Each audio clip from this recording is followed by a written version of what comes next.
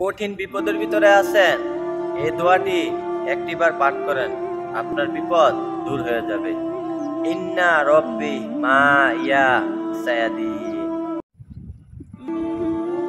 যে ব্যক্তি শুক্রবার জুম্মার দিন আসর নামাজের পর এই দোয়াটি 21 বার পাঠ করে দুহাত তুলে আল্লাহর কাছে যা চাইবে আল্লাহ তা কবুল করে নেবে।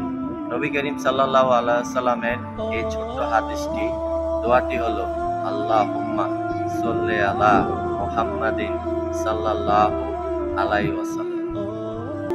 আপনাদের মাঝে এমন একটি দোয়া শেয়ার করব না, যে দোয়াটি পড়লে 2 লাখ না, 2 মিলিয়ন না, 2 বিলিয়ন সওয়াব আপনার আমলনামায় লেখা হবে।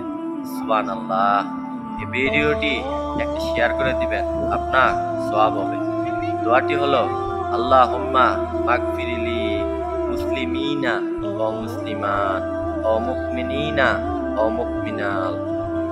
কোন দোয়া পাঠ করলে অতি সহজে জান্নাতে যাওয়া যায়? ভিডিওটি একটা শেয়ার করে দিবেন, কেননা আমরা সবাই জান্নাতে যেতে চাই। দোয়াটি হলো মাশাআল্লাহ লা হাওলা ওয়ালা কুওয়াতা ইল্লা বিল্লাহ।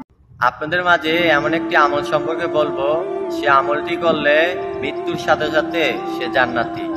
আমলটি হলো, যে ব্যক্তি প্রতিদিন ফরজ নামাজের পর একবার করে আয়াতুল কুরসি পড়বে, সে মৃত্যুর সাথে সাথে জান্নাতি। সুবহানাল্লাহ। ভিডিওটি একটি শেয়ার করে দিবেন, অন্য ভাইকে শোনার সুযোগ করে দিবেন।